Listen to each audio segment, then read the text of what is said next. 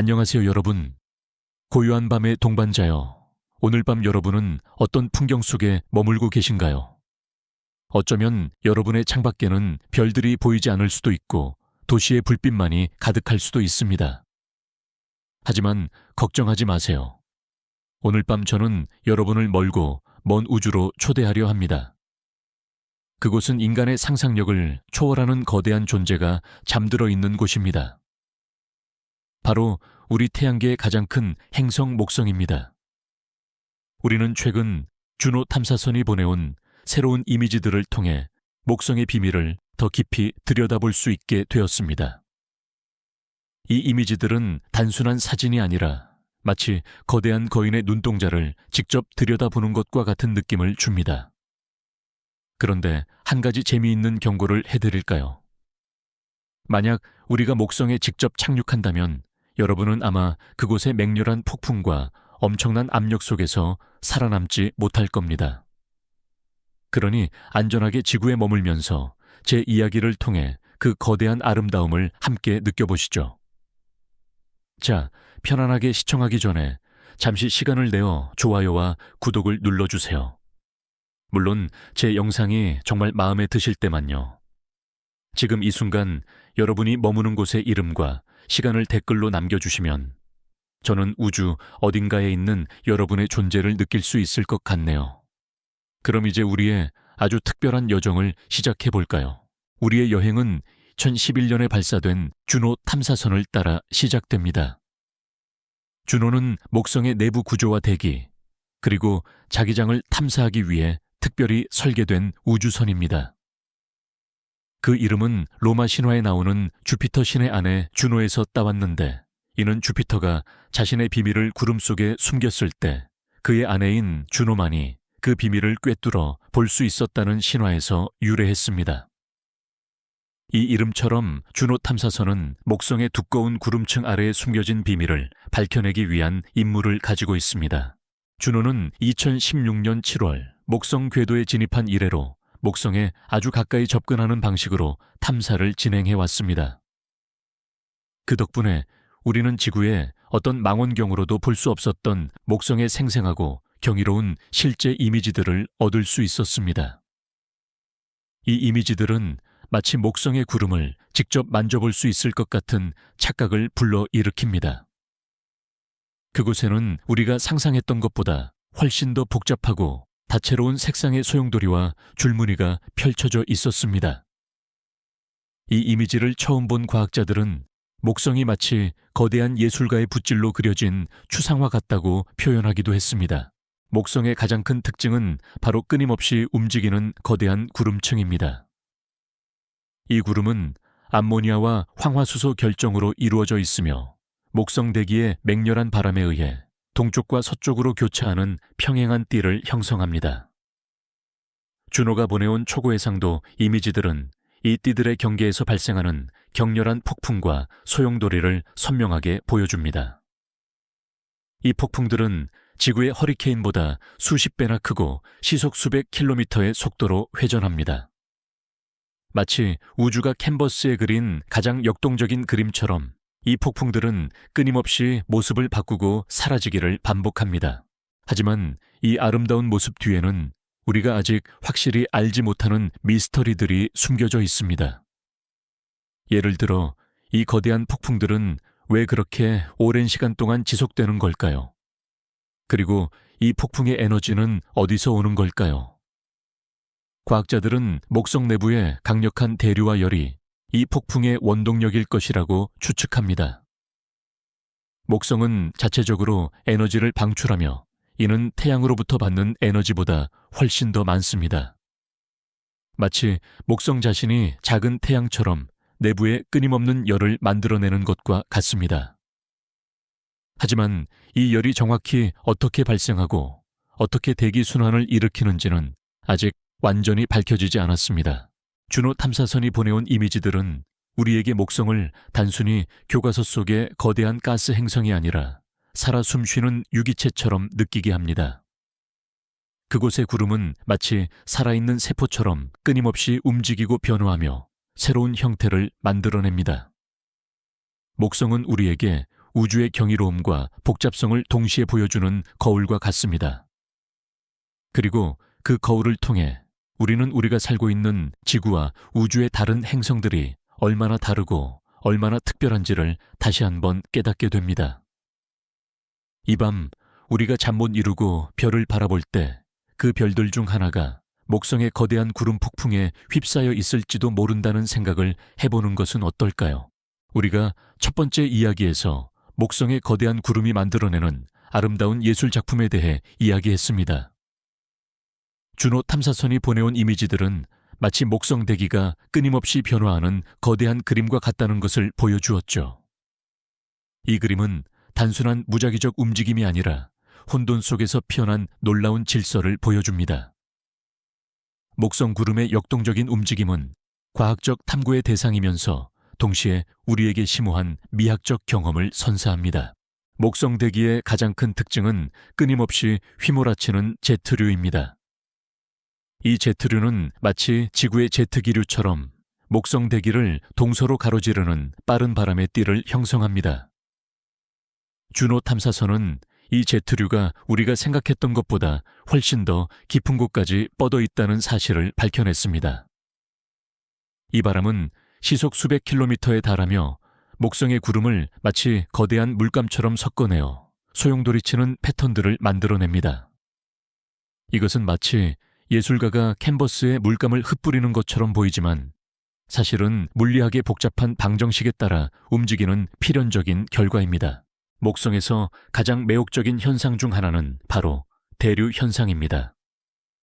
목성 내부의 뜨거운 열이 표면으로 올라오면서 차가운 공기와 만나게 되면 이 둘은 거대한 소용돌이를 형성합니다. 이 소용돌이들은 우리가 보는 목성 구름의 가장자리에서 끊임없이 생성되고 사라지기를 반복합니다.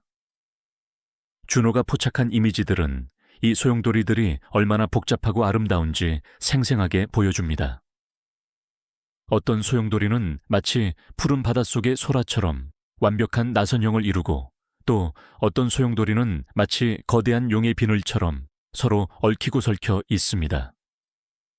이 모든 것은 목성이라는 거대한 존재가 끊임없이 에너지를 뿜어내고 그 에너지가 대기를 움직이는 물리적인 과정의 결과입니다. 여기서 우리는 프랙탈이라는 수학적 개념을 떠올릴 수 있습니다.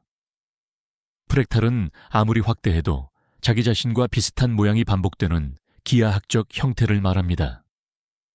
목성 구름의 소용돌이와 폭풍 패턴은 종종 프랙탈 구조를 보여줍니다. 즉, 작은 소용돌이 안에 더 작은 소용돌이가 있고 그 안에 또 더 작은 소용돌이가 존재하는 식이죠. 이것은 목성 대기의 움직임이 무작위적인 혼돈처럼 보이지만 사실은 어떤 근본적인 수학적 질서에 의해 움직이고 있다는 것을 암시합니다. 마치 우리가 눈송이를 볼 때 모든 눈송이의 모양이 다르지만 그 안에는 육각형이라는 기본적인 규칙이 숨겨져 있는 것처럼 말이죠. 이것은 우리에게 흥미로운 철학적 질문을 던집니다. 과연 아름다움은 무엇일까요? 목성의 거대한 폭풍은 엄청난 파괴력을 지니고 있지만 동시에 놀라운 아름다움을 선사합니다. 이 아름다움은 인간의 의지가 개입되지 않은 순수한 자연의 힘이 만들어낸 것입니다. 우리는 이 자연의 예술 앞에서 겸손해지고 우리가 가진 지식의 한계를 다시 한번 깨닫게 됩니다. 주노 탐사선은 목성의 구름 심연을 탐사하면서 그곳에서 발생하는 번개 현상을 포착했습니다. 지구의 번개와는 다르게 목성의 번개는 우리가 알고 있는 물구름이 아니라 암모니아와 물이 섞인 구름에서 발생합니다. 그리고 놀랍게도 목성의 번개는 태양 에너지가 약한 극지방에서 더 자주 발생합니다. 이것은 우리가 알던 번개에 대한 지식과는 다른 완전히 새로운 사실이었습니다. 왜 목성의 번개는 태양 에너지가 적은 곳에서 더 활발하게 일어날까요? 과학자들은 아직 이 질문에 대한 명확한 답을 찾지 못했습니다. 이 미스터리는 목성이 우리가 생각하는 것보다 훨씬 더 복잡한 에너지 시스템을 가지고 있다는 것을 시사합니다. 우리는 아직 확실히 알지 못합니다. 목성 구름의 혼돈 속에는 어떤 규칙이 숨겨져 있는지, 그리고 그 아름다운 패턴들은 어떤 의미를 지니는지. 하지만 주노가 보내온 이미지들은 우리에게 우주라는 거대한 캔버스에 그려진 가장 아름다운 추상화를 보여주었습니다. 이 밤 여러분이 잠 못 이루고 별을 바라볼 때 그 별들 중 하나가 목성의 혼돈 속에서 피어난 예술 작품과 같다는 생각을 해보는 것은 어떨까요? 우리가 목성의 역동적인 구름 폭풍에 대해 이야기할 때 한 가지를 빼놓고는 이야기가 완성될 수 없습니다. 그것은 바로 목성의 가장 유명한 특징이자 마치 신이 빚어낸 거대한 흉터처럼 보이는 대적점입니다. 주노 탐사선이 보내온 초고해상도 이미지는 이 거대한 폭풍을 전례 없는 디테일로 보여주었고, 우리는 그 속에서 여전히 수수께끼로 남아있는 여러 질문들을 마주하게 되었습니다. 대적점은 지구에서 망원경으로도 볼 수 있는 목성 표면의 거대한 붉은 점입니다. 그 크기는 지구를 두세 개는 가볍게 삼킬 수 있을 정도로 거대하며 350년 이상 지속되고 있는 거대한 폭풍우입니다. 이 폭풍의 바람 속도는 시속 400km 이상으로 지구의 어떤 태풍보다도 훨씬 강력합니다. 놀라운 것은 이 폭풍이 왜 수백 년 동안 사라지지 않고 계속해서 유지되는가입니다. 지구의 태풍은 육지에 닿거나 차가운 바다 위로 이동하면 에너지를 잃고 소멸합니다. 하지만 목성의 대적점은 그런 장애물이 없이 끊임없이 회전하며 그 힘을 유지하고 있습니다. 이것은 마치 태양계의 역사가 시작될 때부터 존재해왔던 살아있는 유물처럼 보입니다. 과학자들은 이 대적점의 에너지가 어디서 오는지에 대해 오랫동안 궁금해왔습니다. 가장 유력한 가설 중 하나는 목성 대기 내부의 열 대류와 제트류의 상호작용 때문이라는 것입니다. 즉, 목성 내부에서 올라오는 열이 대적점의 에너지를 끊임없이 공급해주고 주변의 제트류가 이 폭풍을 밖으로 밀어내어 소멸하는 것을 막아준다는 것이죠. 이것은 마치 두 개의 거대한 강물이 서로 만나 소용돌이를 만들고 그 소용돌이가 끊임없이 에너지를 공급받는 것과 같습니다. 하지만 이 가설만으로는 대적점이 왜 붉은색을 띠는지, 그리고 왜 다른 폭풍들은 사라지는데 대적점만은 수백 년간 지속되는지에 대한 모든 의문을 해결해 주지는 못했습니다. 주노 탐사선은 대적점을 근접 촬영하면서 그 표면에 놀라운 디테일을 보여주었습니다. 그곳에는 거대한 폭풍의 눈과 소용돌이치는 구름들이 마치 붉은색의 거대한 꼬집처럼 겹겹이 쌓여 있었습니다. 주노의 마이크로파 탐지기는 이 폭풍이 목성 대기층의 아주 깊은 곳까지 뿌리를 내리고 있다는 것을 밝혀냈습니다. 이것은 대적점이 단순한 표면 현상이 아니라 목성 내부의 심장부와 연결되어 있을 가능성을 시사합니다. 마치 거대한 나무의 뿌리가 땅속 깊이 박혀 있어 아무리 강한 바람에도 쓰러지지 않는 것처럼 말입니다. 대적점의 색깔에 대해서는 아직도 논쟁이 많습니다. 가장 유력한 가설은 폭풍의 상층부에서 태양의 자외선 복사선이 암모니아나 황화수소와 같은 화학물질과 반응하여 붉은색을 띠는 새로운 화학물질을 생성한다는 것입니다. 하지만 이 가설 역시 모든 것을 설명해 주지는 못합니다. 사실 우리는 아직 대적점의 정확한 구성 성분과 그 색깔의 기원에 대해 완전히 알지 못합니다.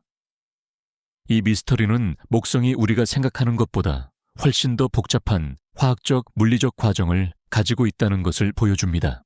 이것은 우리에게 과학적 탐구의 한계에 대한 철학적인 질문을 던집니다. 우리는 아무리 정교한 탐사선을 보내고 아무리 뛰어난 망원경으로 관측해도 목성이라는 거대한 존재의 모든 비밀을 다 알 수는 없습니다. 마치 우리가 거대한 그림의 아주 작은 부분만을 보고 전체 그림을 상상하는 것처럼 우리는 목성의 일부만을 보고 그 전체를 추론하고 있습니다. 대적점은 바로 그 추론의 한계를 보여주는 살아있는 증거입니다. 그것은 우리에게 우주에는 우리가 아직 해결하지 못한 수많은 미스터리들이 존재한다는 것을 상기시켜 줍니다. 이 밤 여러분이 잠 못 이루고 별을 바라볼 때 그 별들 중 하나가 마치 목성의 대적점처럼 끝없이 회전하는 거대한 미스터리를 품고 있을지도 모른다는 생각을 해보는 것은 어떨까요? 우리가 목성의 거대한 폭풍 대적점에 대해 이야기하며 그 아름다움과 신비로움을 함께 느꼈습니다. 이제 우리의 여정을 목성의 또 다른 경이로운 현상인 오로라로 옮겨볼 시간입니다. 지구의 극지방에서도 볼 수 있는 오로라는 그 자체로 신비롭지만 주노 탐사선이 포착한 목성의 오로라는 우리 상상을 초월하는 거대한 우주적 발레와 같습니다. 지구의 오로라는 태양풍에 실려온 전기를 띤 입자들이 지구의 자기장에 이끌려 대기권의 원자들과 충돌하면서 빛을 내는 현상입니다. 목성의 오로라 역시 비슷한 원리로 발생하지만 그 규모와 강도는 지구와는 비교할 수 없을 만큼 거대합니다. 목성의 자기장은 지구 자기장보다 약 2만 배나 강력하며 그 자기장의 영향권은 태양계 전체를 뒤덮을 정도로 거대합니다. 주노 탐사선은 이 강력한 자기장에 이끌린 입자들이 목성의 극지방으로 쏟아져 내리는 모습을 포착했습니다. 주노가 보내온 이미지들은 목성의 오로라가 단순히 푸른색이나 녹색빛을 띠는 것이 아니라 마치 살아있는 생명체처럼 복잡한 패턴을 이루고 있다는 것을 보여줍니다. 어떤 오로라는 밝고 얇은 고리 모양을 형성하고 또 어떤 오로라는 끊임없이 움직이는 커튼처럼 흔들립니다. 이 모든 것은 목성의 자기장과 태양풍, 그리고 목성의 위성들에서 오는 입자들이 복잡하게 상호작용하면서 만들어내는 결과입니다. 특히 흥미로운 것은 목성의 위성 이오가 오로라를 만드는 데 중요한 역할을 한다는 것입니다. 이오는 목성의 강력한 중력에 의해 끊임없이 잡아당겨지고 찌그러지면서 화산 활동이 활발하게 일어납니다. 이 화산 활동으로 방출된 이산화황 가스는 이온화되어 목성의 자기장으로 흡수됩니다. 이 이온들은 목성의 자기장을 따라 극지방으로 이동하며 목성 대기의 수소와 충돌하여 자외선 오로라를 만들어냅니다. 이것은 마치 이오가 목성에게 전기를 공급하는 거대한 발전소와 같은 역할을 하는 것과 같습니다. 이 현상을 이오 목성 자기적 상호작용이라고 부르는데 주노 탐사선은 이 상호작용으로 인해 발생하는 전파 신호를 직접 감지함으로써 이 복잡한 과정을 증명했습니다. 여기서 우리는 자기장이라는 과학적 개념을 다시 한번 생각해 볼 수 있습니다. 자기장은 눈에 보이지 않는 힘이지만 우주에서는 가장 중요한 물리적 현상 중 하나입니다. 그것은 행성을 우주선으로부터 보호하고 오로라와 같은 아름다운 현상을 만들어냅니다. 목성의 강력한 자기장은 이 행성이 태양계에서 어떤 중요한 역할을 하고 있는지를 보여주는 증거이기도 합니다. 마치 우리 눈에 보이지 않는 거대한 방패가 목성을 감싸고 있는 것과 같습니다. 하지만 이 오로라 현상에도 아직 해결되지 않은 미스터리가 있습니다. 왜 목성의 오로라는 지구의 오로라와는 다르게 목성의 자전과 거의 같은 속도로 회전하는 걸까요? 과학자들은 이 현상을 설명하기 위해 여러 가지 가설을 세웠지만 아직 명확한 답을 찾지 못했습니다.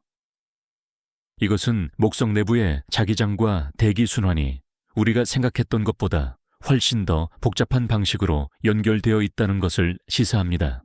주노 탐사선은 목성의 오로라를 포착함으로써 우리가 가진 지식의 한계를 다시 한번 깨닫게 해주었습니다.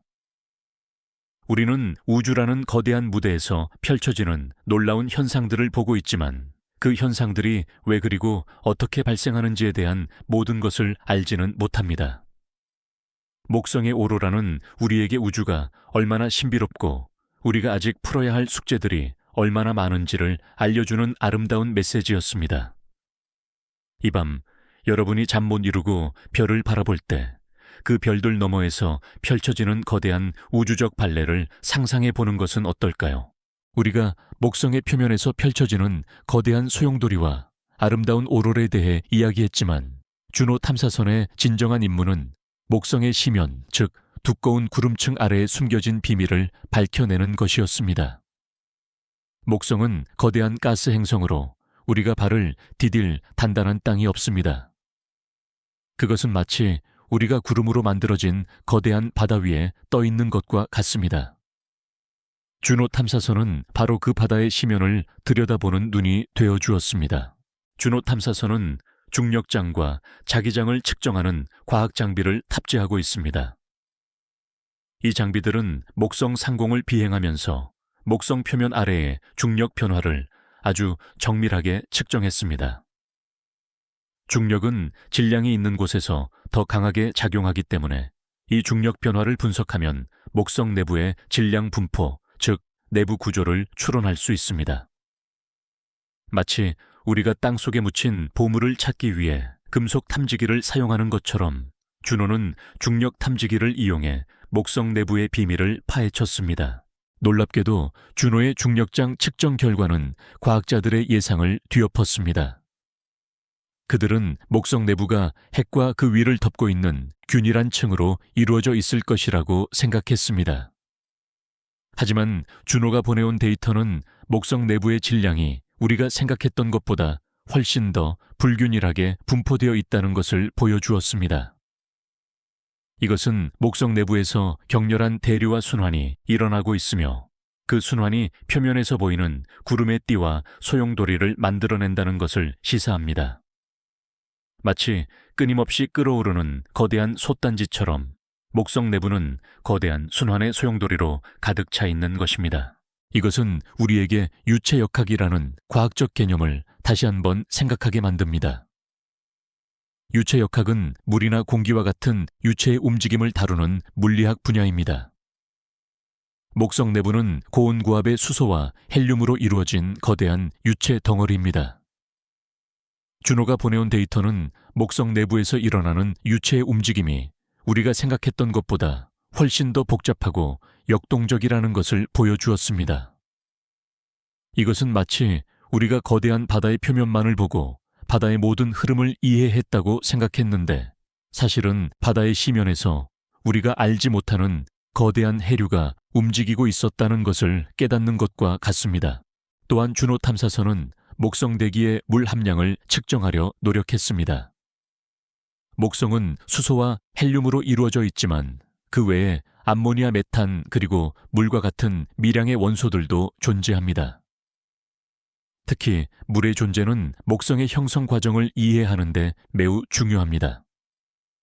과학자들은 목성이 형성될 때 얼마나 많은 물이 있었는지에 대해 오랫동안 논쟁해 왔습니다. 주노가 보내온 데이터는 목성의 물 함량이 태양의 물 함량과 비슷하다는 것을 시사했습니다. 이것은 목성이 태양계가 형성될 때 태양과 같은 원시가스 구름에서 만들어졌다는 가설을 뒷받침하는 중요한 증거가 됩니다. 하지만 이 탐사도 여전히 미스터리가 남아 있습니다. 주노의 탐사 결과에 따르면 목성 대기의 물 함량은 지역마다 다르게 나타났습니다. 왜 목성 대기의 물 함량은 균일하지 않고 불규칙적으로 분포하는 걸까요? 과학자들은 이 질문에 대한 답을 찾기 위해 여전히 노력하고 있습니다. 이 미스터리는 목성이 우리가 생각했던 것보다 훨씬 더 복잡하고 다양한 화학적, 물리적 환경을 가지고 있다는 것을 시사합니다. 우리는 아직 확실히 알지 못합니다. 목성 구름의 심연에는 어떤 비밀이 숨겨져 있는지. 하지만 주노 탐사선은 그 심연을 들여다보는 첫 번째 눈이 되어주었습니다.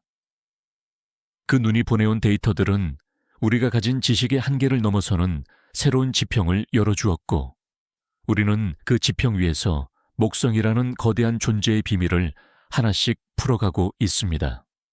이 밤 여러분이 잠 못 이루고 별을 바라볼 때 그 별들 중 하나가 마치 목성처럼 끝없는 순환과 미스터리를 품고 있을지도 모른다는 생각을 해보는 것은 어떨까요? 우리가 목성의 심연을 들여다보며 그 거대한 순환과 미스터리에 대해 이야기했습니다. 이제 우리의 시선을 목성의 또 다른 중요한 부분, 바로 눈에 보이지 않는 자기장으로 옮겨볼 시간입니다. 목성의 자기장은 마치 거대한 신비로운 망토처럼 목성 전체를 감싸고 있으며 주노 탐사선은 이 망토의 비밀을 풀어내기 위한 중요한 실마리를 제공했습니다. 목성의 자기장은 태양계에서 가장 강력한 자기장으로 지구 자기장보다 약 2만 배나 더 강력합니다. 이 자기장은 목성 표면에서부터 수백만 킬로미터에 이르는 거대한 영역에 걸쳐 있으며 태양풍과 같은 우주선으로부터 목성과 그 위성들을 보호하는 중요한 역할을 합니다. 이 강력한 자기장이 어떻게 만들어지는지는 오랫동안 과학자들의 미스터리였습니다. 가장 유력한 가설은 목성 내부의 고온고압 환경에서 수소가 금속 상태로 변하고 이 액체 금속 수소가 끊임없이 순환하면서 거대한 발전기처럼 자기장을 생성한다는 것입니다. 마치 지구의 핵이 끊임없이 회전하면서 자기장을 만드는 것처럼 말입니다.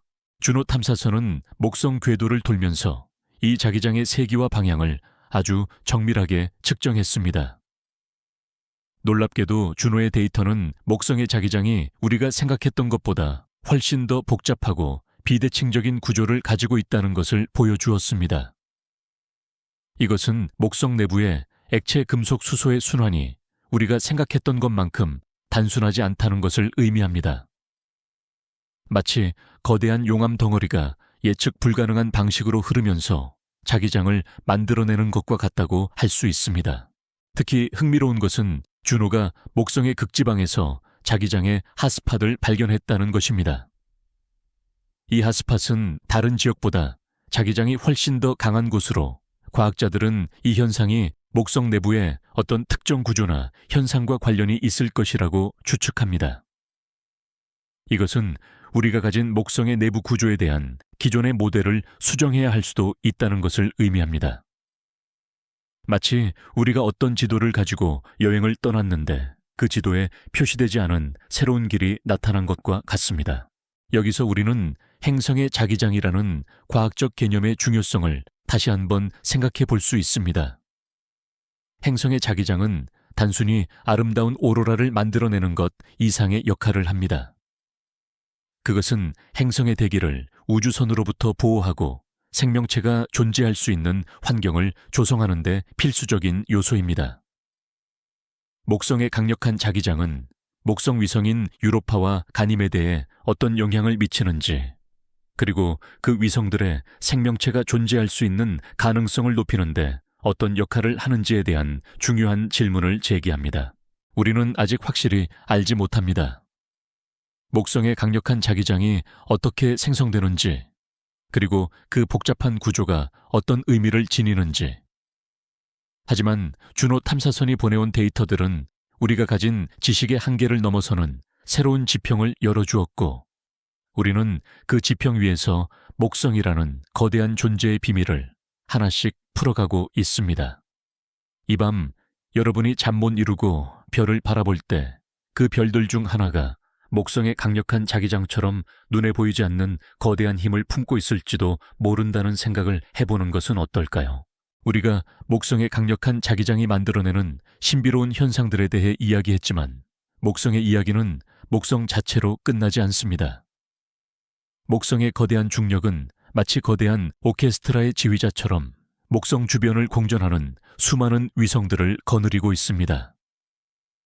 이 위성들은 각각 자신만의 고유한 특성을 가지고 있으며 주노 탐사선은 이 위성들 중 일부를 근접 촬영하여 그들의 숨겨진 비밀을 밝혀냈습니다.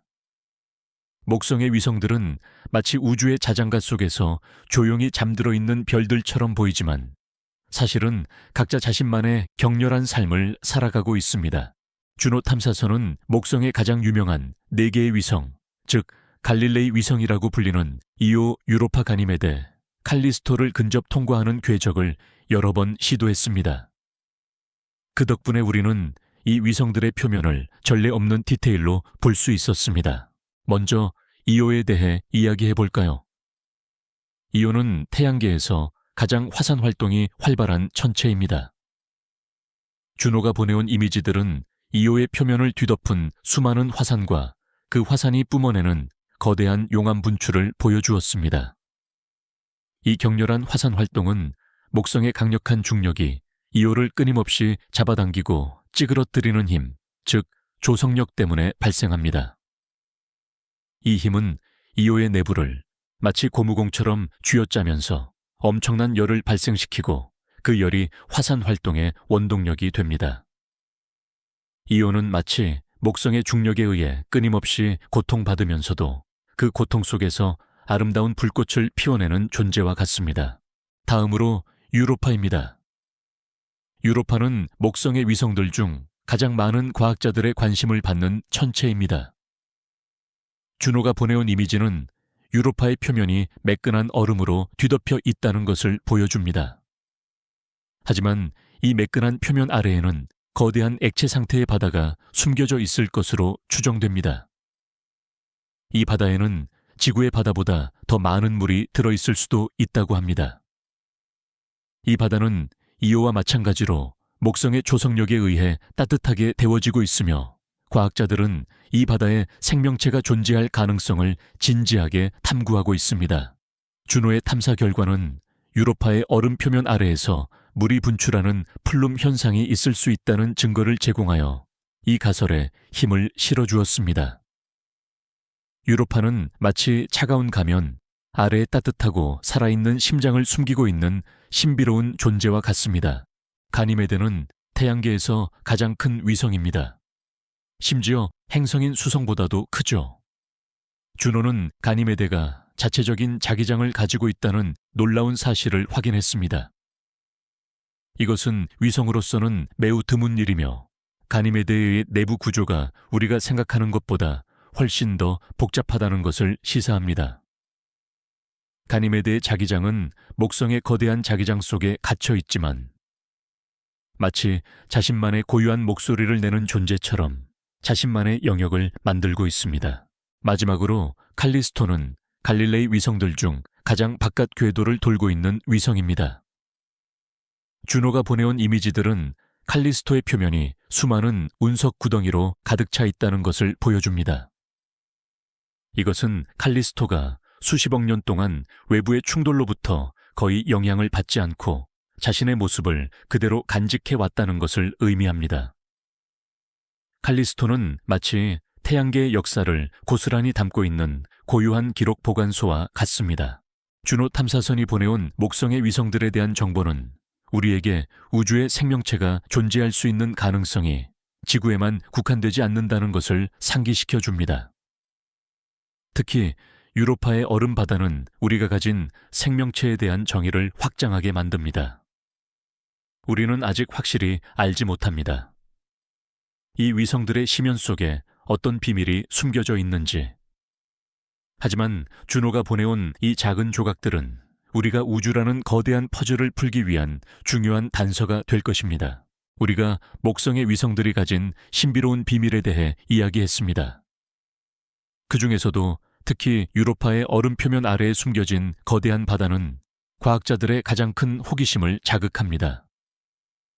이 바다에는 지구의 모든 물을 합친 것보다 더 많은 물이 있을 수 있다고 하니 그 규모는 상상을 초월합니다. 주노 탐사선이 보내온 데이터는 이 거대한 얼음 바다에 생명체가 존재할 수 있다는 가설에 힘을 실어주었습니다. 과학자들이 유로파의 생명체가 존재할 가능성을 높게 평가하는 이유는 바로 에너지원 때문입니다. 지구의 생명체는 대부분 태양의 빛을 이용한 광합성을 통해 에너지를 얻습니다. 하지만 유로파의 바다는 두꺼운 얼음층으로 덮여 있어 태양빛이 도달할 수 없습니다. 그렇다면 그곳의 생명체는 어떻게 에너지를 얻을까요? 과학자들은 유로파의 해저에 있는 열수 분출구, 즉 해저 화산이 그 답이 될 수 있다고 생각합니다. 이것은 지구의 심해 생명체들을 통해 그 가능성을 엿볼 수 있습니다. 지구의 심해에도 태양빛이 전혀 도달하지 않는 곳에 생명체들이 살고 있습니다. 그들은 해저 열수, 분출구에서 뿜어져 나오는 뜨거운 물과 화학물질을 이용해 화학 합성이라는 과정을 통해 에너지를 얻습니다. 마치 해저 화산이 거대한 에너지 공급원 역할을 하는 것과 같죠. 유로파의 얼음 바다 아래에도 비슷한 환경이 존재할 수 있다면 그곳에도 지구의 심해 생명체와 비슷한 형태의 생명체가 존재할 가능성이 있습니다. 주노 탐사선은 유로파 근접 비행을 통해 유로파의 얼음 표면에서 뿜어져 나오는 물 기둥, 즉 플룸 현상을 관측할 수 있었습니다. 만약 이 플룸이 정말로 얼음 바다에서 솟아오른 것이라면 우리는 탐사선을 보내 유로파에 착륙하지 않고도 그 바다의 샘플을 직접 채취할 수 있을지도 모릅니다. 이것은 마치 우주가 우리에게 직접 유로파의 바다를 맛볼 수 있는 기회를 주는 것과 같습니다. 이 플룸 현상은 유로파의 얼음 바다에 생명체가 존재할 수 있다는 가장 강력하고 직접적인 증거가 될 수 있습니다. 하지만 이 탐사도 해결해야 할 과제가 많습니다. 예를 들어 우리는 아직 유로파의 얼음 바다의 염도가 어느 정도인지, 그리고 그 바다의 깊이가 얼마나 되는지 알지 못합니다. 또한 유로파의 강력한 방사선 환경은 탐사선이 오랫동안 버티기 어렵게 만듭니다. 목성의 강력한 자기장이 유로파를 방사선으로부터 보호하지만 여전히 탐사선이 견디기에는 매우 혹독한 환경입니다. 이것은 마치 우리가 아주 중요한 정보를 얻기 위해 위험한 지역으로 들어가야 하는 상황과 같습니다. 여기서 우리는 가설과 증명이라는 과학적 방법론의 중요성을 다시 한번 생각해 볼 수 있습니다.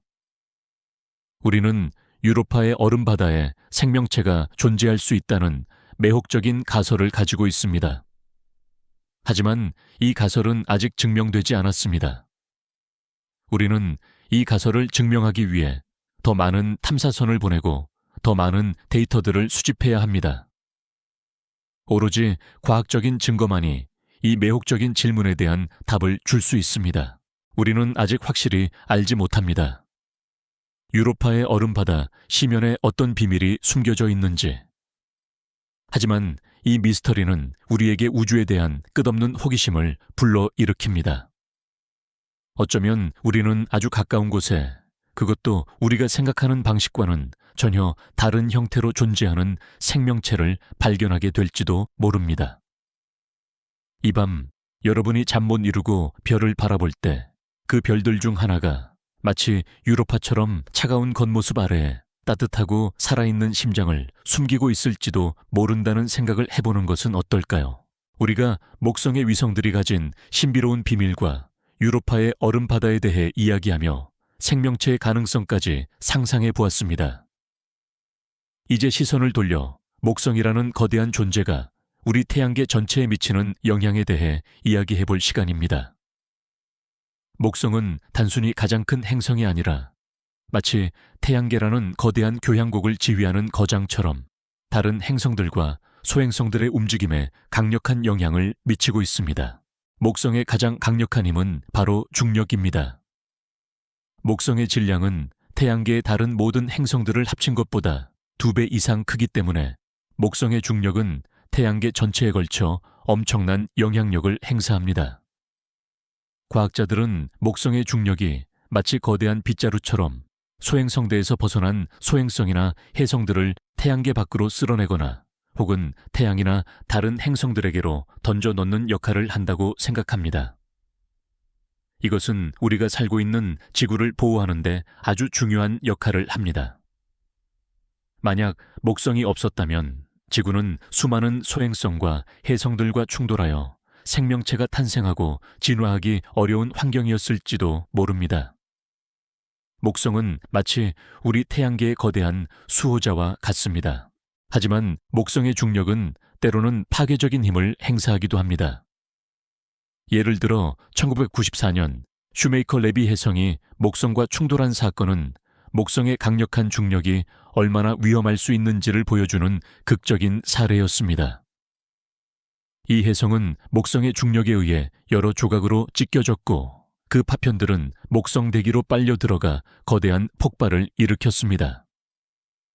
이 충돌은 목성의 대기에 거대한 흉터를 남겼으며 목성이 우리 태양계에 얼마나 강력한 영향력을 행사하는지 전 세계에 보여주었습니다. 여기서 우리는 카오스 이론이라는 흥미로운 개념을 떠올릴 수 있습니다.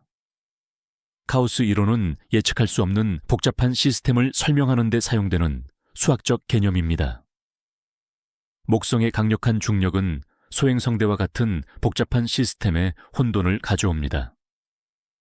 목성이 소행성들의 궤도에 아주 미세한 변화를 주면 그 미세한 변화가 수백만 년 후에는 소행성이 태양계 내부로 향하는 거대한 궤도 변화를 일으킬 수 있습니다.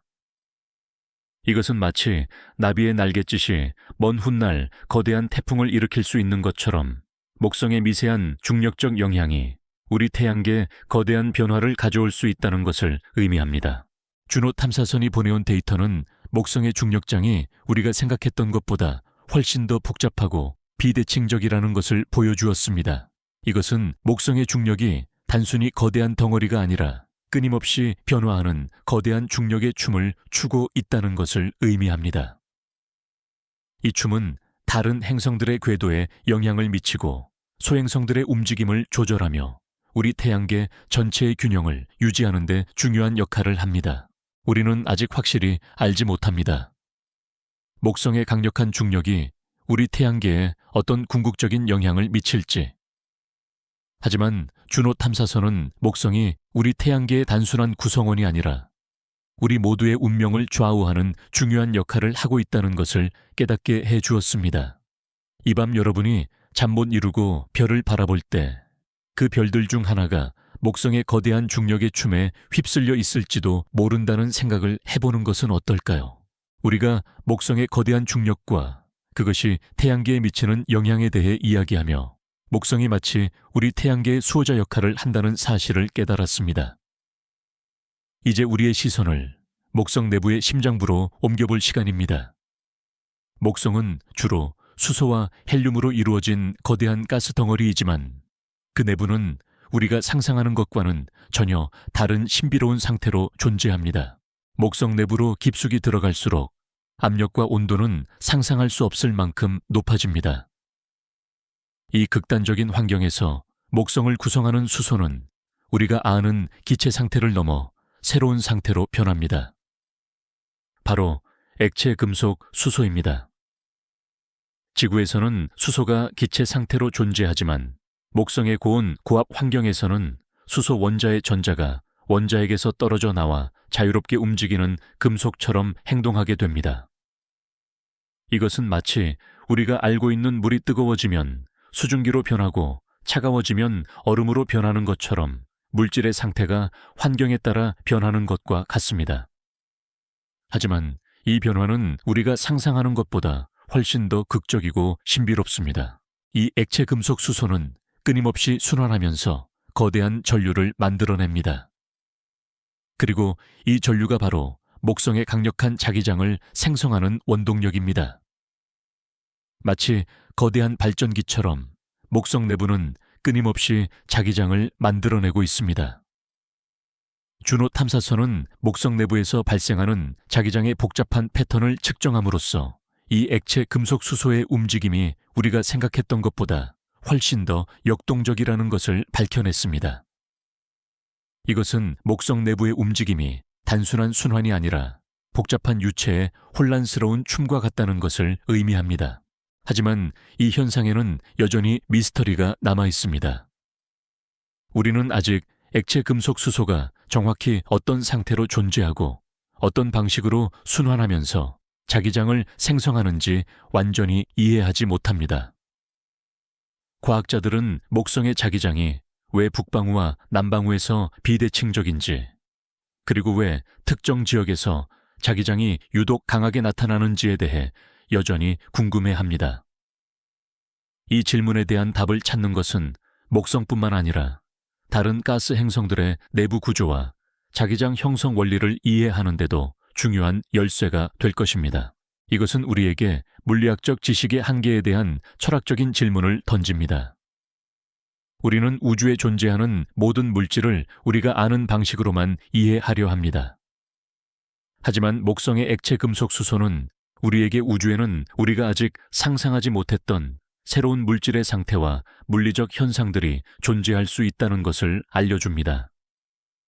그것은 우리가 가진 지식이 결코 완전하지 않으며 끊임없이 확장하고 수정되어야 한다는 것을 보여줍니다. 우리는 아직 확실히 알지 못합니다. 목성 내부의 심연에는 어떤 비밀이 숨겨져 있는지. 하지만 주노 탐사선이 보내온 이 작은 데이터 조각들은 우리가 그 비밀을 풀기 위한 중요한 실마리가 될 것입니다. 이 밤 여러분이 잠 못 이루고 별을 바라볼 때 그 별들 중 하나가 마치 목성처럼 차가운 겉모습 아래에 뜨겁고 역동적인 심장을 숨기고 있을지도 모른다는 생각을 해보는 것은 어떨까요?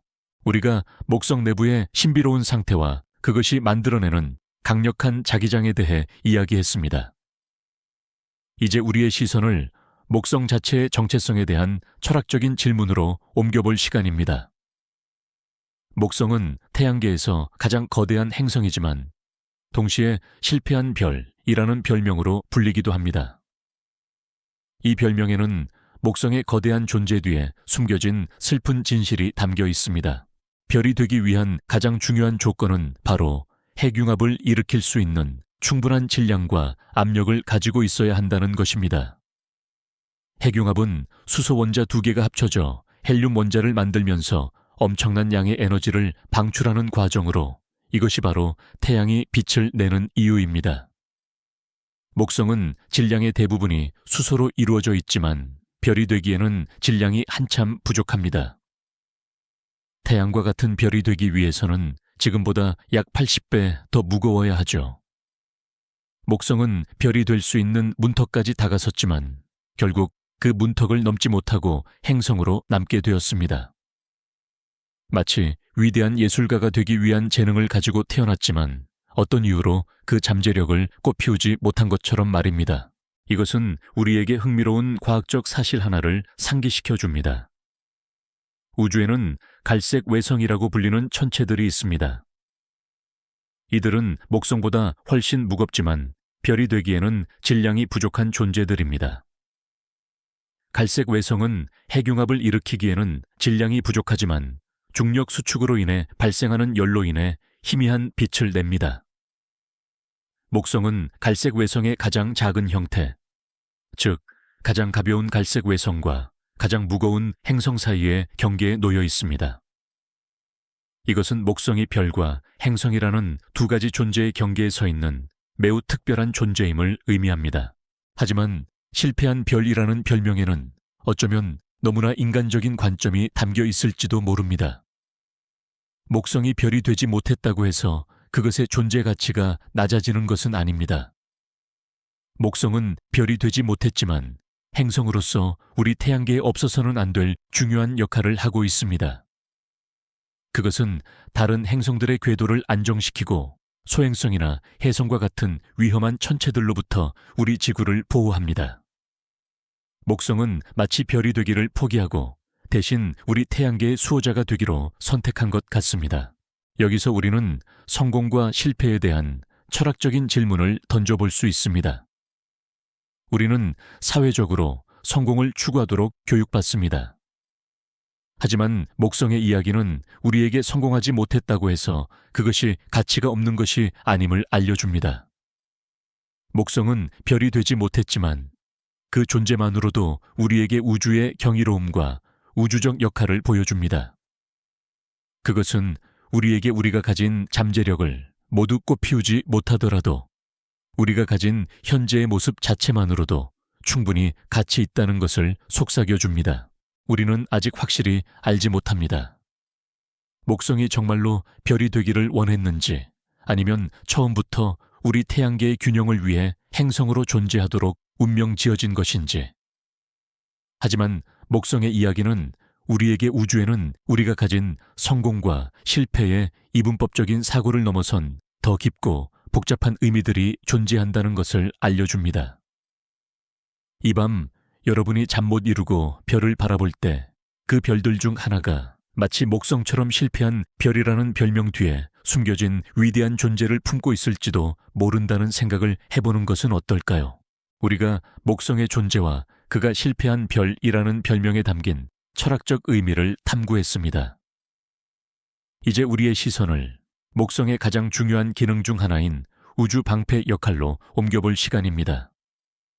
목성은 단순히 거대한 존재가 아니라 마치 우리 태양계의 최전선에 서 있는 거대한 수호자처럼 지구를 포함한 내부 태양계를 위험한 충돌로부터 보호하고 있습니다.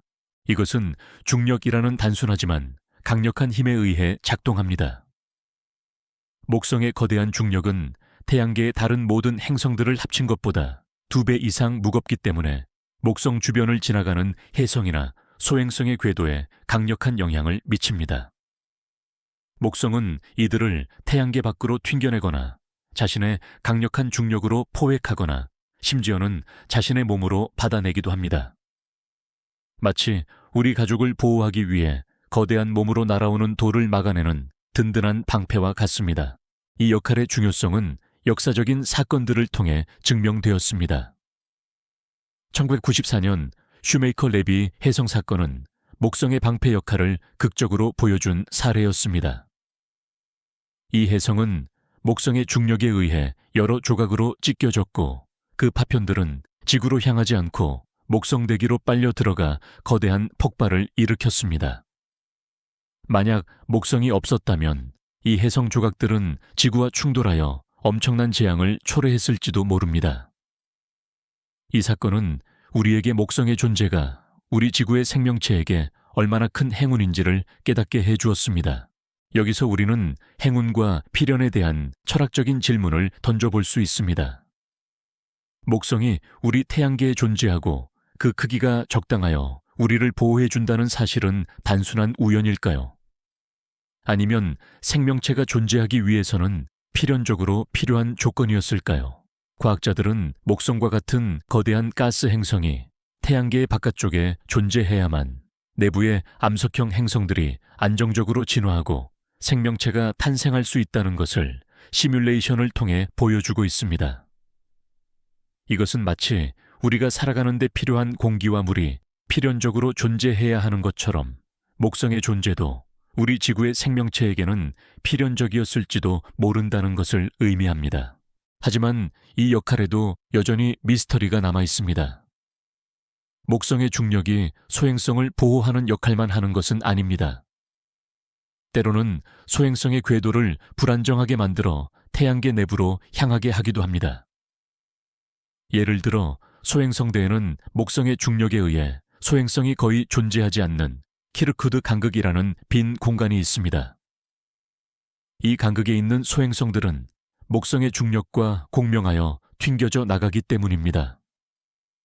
이것은 마치 목성이 어떤 소행성은 보호하고 어떤 소행성은 배척하는 것처럼 보입니다. 왜 목성은 그런 역할을 하는 걸까요? 우리는 아직 확실히 알지 못합니다. 주노 탐사선이 보내온 데이터는 목성의 중력장이 우리가 생각했던 것보다 훨씬 더 복잡하고 미묘한 방식으로 작동하고 있다는 것을 보여주었습니다.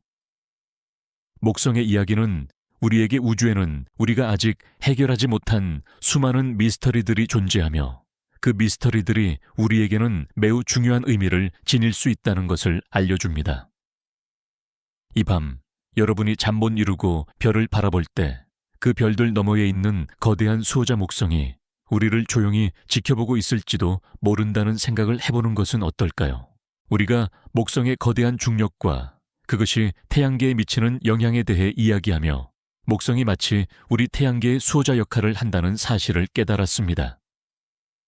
이제 주노 탐사선의 임무가 어떻게 새로운 지평선으로 확장되고 있는지에 대해 이야기해 볼 시간입니다. 주노는 처음 목성 궤도에 진입할 때 5년 동안 목성의 자기장과 중력을 측정하는 임무를 가지고 있었습니다. 하지만 주노가 보내온 놀라운 데이터들은 과학자들에게 목성 탐사에 새로운 가능성을 열어주었고 결국 주노의 임무는 훨씬 더 오래 그리고 훨씬 더 깊은 곳을 향해 확장되었습니다. 이것은 마치 우리가 익숙한 길을 걷다가 우연히 새로운 오솔길을 발견하고 그 길 끝에 어떤 풍경이 펼쳐질지 궁금해하며 계속 나아가는 것과 같습니다. 주노의 확장 임무는 크게 두 가지 목표를 가지고 있습니다. 첫째, 목성의 가장 깊은 곳을 향한 탐사입니다. 주노는 이제 목성의 구름층 아래로 더 깊숙이 내려가 우리가 아직 알지 못하는 목성 내부의 심연을 탐험할 예정입니다. 이것은 목성 내부의 대류와 순환이 어떻게 이루어지는지 그리고 목성의 강력한 자기장이 어떻게 생성되는지에 대한 중요한 단서를 제공할 것입니다. 주노는 목성의 구름과 자기장 속으로 뛰어들면서 마치 우주라는 거대한 미지의 바다에 잠수하는 다이버처럼 목성의 가장 깊은 비밀을 찾아낼 것입니다. 이 임무는 주노의 탐사 장비가 목성의 혹독한 방사선 환경을 견뎌내야 하는 엄청난 기술적 도전을 요구합니다. 하지만 과학자들은 준호가 이 도전을 이겨낼 수 있을 것이라고 믿고 있습니다. 둘째 목성 위성들에 대한 심층 탐사입니다. 준호는 이미 이오 유로파 가니메데와 같은 목성 위성들을 근접 통과하며 그들의 놀라운 이미지를 보내왔습니다. 확장 임무에서는 이 위성들을 훨씬 더 가까이에서 그리고 더 자주 관측할 예정입니다. 특히 준호는 유로파의 얼음 표면 아래에 숨겨진 바다의 비밀을 밝혀내는데 중요한 역할을 할 것으로 기대됩니다. 준호의 탐사 결과는 미래의 유로파에 직접 착륙할 탐사선을 위한 중요한 정보를 제공할 것입니다. 이것은 마치 우리가 어떤 보물섬을 탐험하기 전에 그 섬의 지도를 더 자세하게 그리는 것과 같습니다. 여기서 우리는 탐사선의 수명에 대한 흥미로운 철학적 질문을 던져볼 수 있습니다. 준호 탐사선은 이미 예상했던 임무 수명을 훨씬 넘겨서 계속해서 임무를 수행하고 있습니다. 이것은 마치 우리가 주어진 수명보다 더 오래 살면서 새로운 삶의 목적을 찾아가는 것과 같습니다.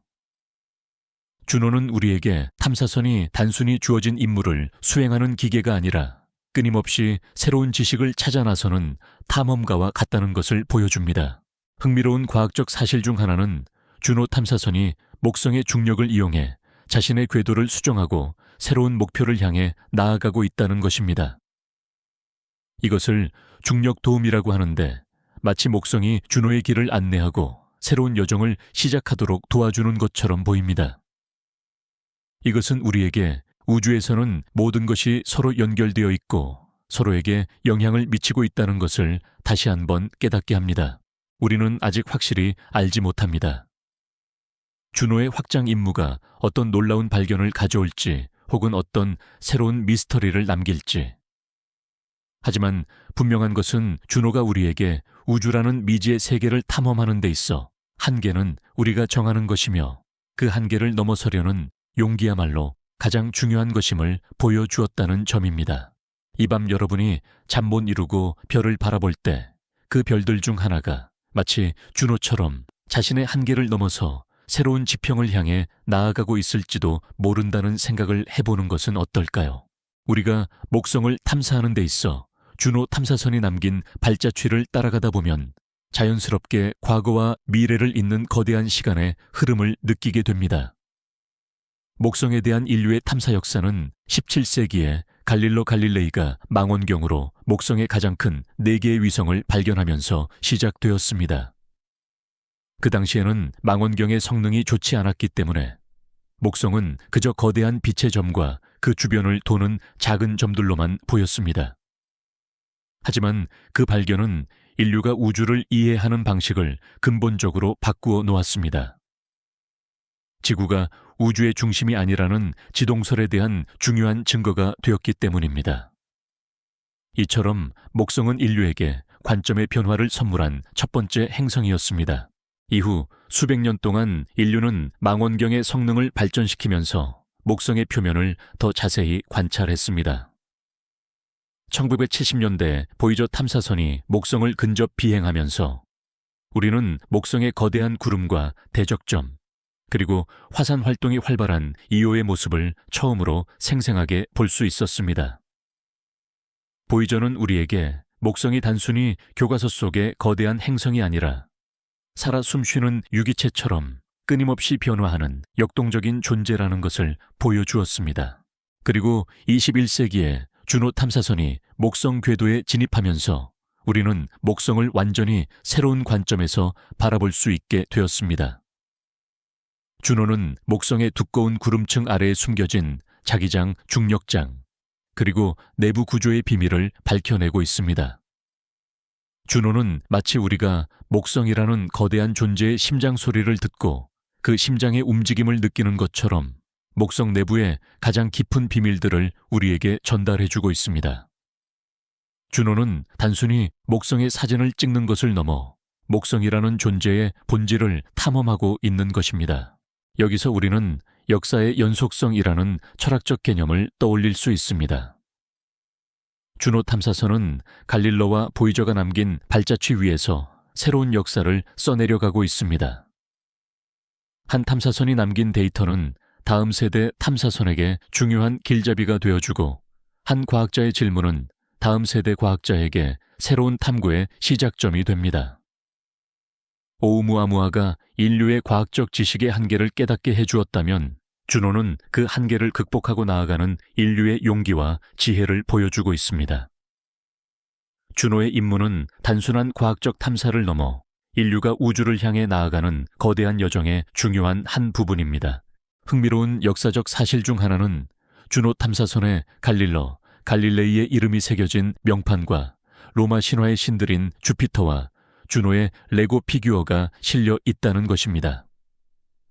이것은 과학과 역사가 얼마나 밀접하게 연결되어 있는지, 그리고 인류의 탐험 정신이 신화와 현실을 어떻게 이어주는지를 보여주는 아름다운 상징입니다. 주노는 과거의 지혜를 미래의 기술과 결합하여 새로운 지평을 열어가고 있습니다. 우리는 아직 확실히 알지 못합니다. 주노가 어떤 놀라운 발견을 가져올지, 혹은 목성에 대한 우리의 모든 궁금증을 해결해 줄지. 하지만 주노의 이야기는 우리에게 탐험의 정신이 끊임없이 이어지고 있으며, 우리가 가진 지식은 과거의 지혜와 미래의 기술이 만나 끊임없이 확장될 것이라는 것을 알려줍니다. 이 밤 여러분이 잠 못 이루고 별을 바라볼 때 그 별들 중 하나가 마치 주노처럼 인류의 과거와 미래를 잇는 발자취를 따라 조용히 여행하고 있을지도 모른다는 생각을 해보는 것은 어떨까요? 우리가 목성 탐사의 오랜 역사와 주노 탐사선이 남긴 발자취에 대해 이야기했습니다. 이제 우리의 긴 여정을 마무리할 시간입니다. 주노 탐사선이 보내온 목성의 실제 이미지들은 단순한 사진 이상의 의미를 가집니다. 그것은 우리가 우주를 이해하는 방식을 근본적으로 바꾸어 놓았으며, 우리의 상상력과 호기심을 새로운 차원으로 끌어올렸습니다. 목성의 거대한 구름 폭풍, 신비로운 오로라, 그리고 그 아래 숨겨진 심연은 우리에게 우주가 얼마나 경이롭고 우리가 아직 풀어야 할 숙제가 얼마나 많은지를 알려주었습니다. 만약 우리가 목성을 실패한 별이라고 불렀다면, 이제 우리는 그 별명에 담긴 슬픔을 넘어 목성이라는 존재 자체의 위대함을 인정하게 되었습니다. 목성은 별이 되지 못했지만 우리 태양계의 수호자가 되어 우리를 보호하고 다른 행성들의 궤도를 안정시켰습니다. 그것은 우리에게 성공과 실패라는 이분법적 사고를 넘어선 더 깊고 복잡한 의미들이 존재한다는 것을 알려주었습니다. 주노 탐사선은 목성 내부의 비밀을 밝혀내기 위해 그 혹독한 환경 속으로 뛰어들었고, 유로파의 얼음바다 아래에 숨겨진 생명체의 가능성을 탐험했습니다. 주노의 이야기는 우리에게 탐험의 정신이 끊임없이 이어지고 있으며, 우리가 가진 지식이 과거의 지혜와 미래의 기술이 만나 끊임없이 확장될 것이라는 것을 알려줍니다. 주노가 보내온 목성의 마지막 이미지들은 우리에게 우주가 얼마나 아름답고 우리가 얼마나 작은 존재인지를 상기시켜 주었습니다. 우리는 우주라는 거대한 이야기의 일부이며, 우리는 그 이야기를 계속해서 써내려갈 것입니다.